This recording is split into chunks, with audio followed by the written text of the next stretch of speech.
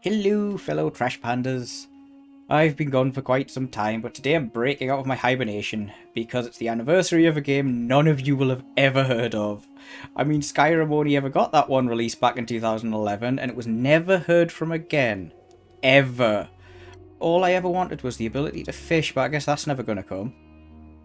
So, as some of you might know, Skyrim was actually one of my first ever streams, and I basically went into it with one goal in mind, to find out if Unarmed was actually a viable way to complete the game. And honestly, it actually ended up being quite a bit more powerful than I was expecting. But I did only use a fraction of the potential power of Unarmed, I never actually optimised it. And so a single question's been gnawing at me ever since. I want to find out if you can actually push it so far that you can embrace the inner sight armor and kill Alduin with a single punch. And just to make sure everyone is on the same page, I'm going to cover everything I do from the ground up. First things first, we need to be a kitty cat. Khajiit get a nice handy boost to their unarmed damage, and it's not exactly a small one. Both Argonians and Khajiit do around double the base damage with their fist as any of the other races, but Khajiit get an additional bonus on top of this with a perk called Claws, and that boosts them up to around 22 damage. That means that a cat straight out of Helgen is dealing almost as much damage with their fist as a Daedric Greatsword. And if this seems absolutely ridiculous, well, that's because it is, at least in the early game. But with normal weapons, you see, as the relevant skill increases, so does the damage output. So somebody with 100 in two-handed is going to be doing considerably more with their Daedric Greatsword than our little cat would. And that's the main issue with this build. There's no unarmed skill tree, and so there's no organic way to increase your damage past the starting value. But don't worry, we don't need a skill tree. So the first thing you're going to notice is this handy little perk in the heavy armor tree, Fists of Steel. This perk adds the base damage of any heavy gauntlets you wear onto your unarmed damage, so with these iron gauntlets would boost our damage to around 32. Now bearing in mind this is only the base damage that we have counted, improving your armour at a workbench won't actually affect anything, and neither will levelling up your heavy armour. But with these Daedric gauntlets, we are now doing around 40 damage with each punch, and we've only just begun. So now with our fancy new gloves and literally nothing else, we have to venture over to Riften and beat up a man in the sewers. See, this angry little chap over here is wearing the Gloves of the Pugilist, the only piece of equipment in the entire game with the unarmed damage enchantment.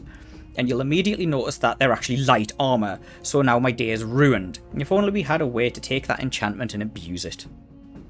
Well, if we're going to enchant, we're going to need a lot of soul gems. Or alternatively, we have an optional little side quest that's going to make this whole thing go far more smoothly. We're off on a detour to get Azura's Star.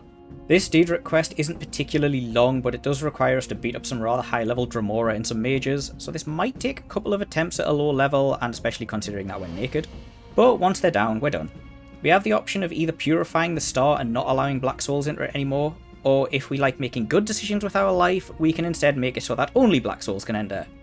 You see, black souls are the equivalent of grand souls, and only a handful of powerful creatures in the game actually have grand souls, whereas every single low level bandit has a black soul. So yeah, I think the choice is obvious here. So, after a lot of grinding and definitely not just getting lazy and using console commands, we now have 100 enchanting and things are about to get a little bit complicated. So you'll see, even with max enchanting and all of the perks unlocked, it's still quite a bit underwhelming. I mean, it's still enough to beat most enemies, and this is actually where I left it during my stream, but it's nowhere near impressive enough for our quest. We need to dig deeper, but fortunately I've got a couple more methods to increase the magnitude of our enchantments.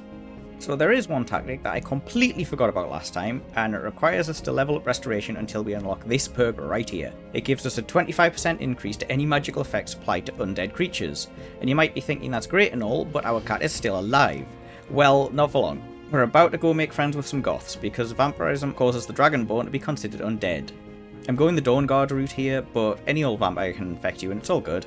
So now all of our enchantments are going to get that 25% boost. Things are definitely heating up, but we just don't have large enough numbers yet. So before we try enchanting again, let's have a look at what potions we can make. This potion of enchanting will give us a nice little boost, but if we wander back over to the enchanting table, look, there's an enchantment of Fortify Alchemy, and look at all of the items I can apply it to. So now with this new beefed up potion, we can make some even better gauntlets, so let's go test these out.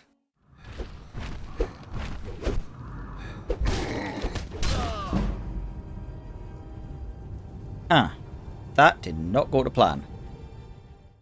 So I guess that's it, we're done. I've exhausted just about every single option the game gives us and we're just not dealing enough damage. Unless, what if there's something I've forgotten? Something huge and game breaking? let's see here. If we can use enchanting to improve alchemy, and we can use alchemy to improve enchanting, well then we found ourselves a nice little exploitable loop. But this is an incredibly slow process and it would require a ridiculous amount of supplies. Luckily though, we can speed this up dramatically. For some absolutely ridiculous reason, potions of restoration will actually increase all of your enchantments. And so the much quicker way to do this is to equip armor with an alchemy enchantment, make a restoration potion, drink the potion, then unequip and re-equip the alchemy armor, and then you can make another restoration potion and you can just repeat that until you've gotten a godly alchemy boost. Then you can finally use that to create a potion of enchanting, and you can just keep doing this over and over again. Yes!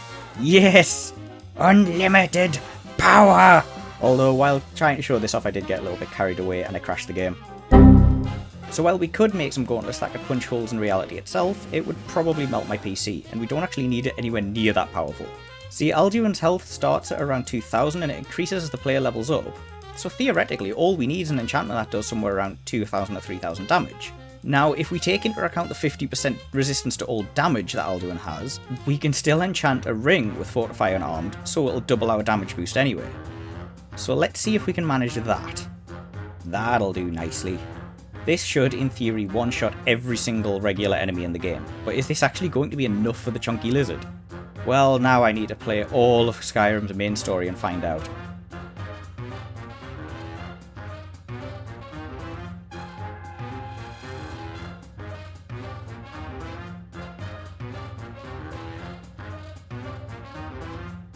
Hold on, let me see if I can speed this up a bit.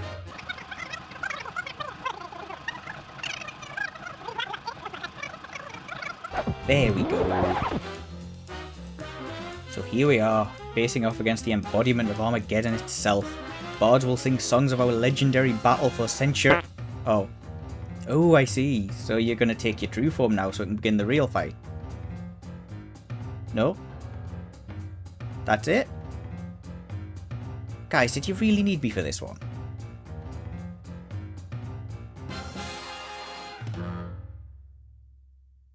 Okay, so let's address the elephant in the room here. The restoration loop can make absolutely any enchantment completely broken, it's not just unarmed. All I've really done here is prove that without a skill tree, unarmed can only be pushed so far and it's never going to realistically keep up with the late game. But that's not what this was about. Skyrim's 10 years old now, and even now I'm still finding new ways to play it. And that's what's really impressive. The Elder Scrolls as a series has taken thousands of hours of my life, and I just don't see myself ever becoming bored of it. There's just always going to be more to do and more to explore. And I thought, what better way to celebrate the anniversary of Bethesda's buggy masterpiece than abusing one of my favourite glitches to make the game absolutely ridiculous. So, I'm on all of the social medias. I also have my own dedicated Discord server, so please do go check those out if you want to see more of this chaos. I've dropped the links in the description. But I hope you've enjoyed this venture back into Bethesda's buggy lands, and thanks for watching.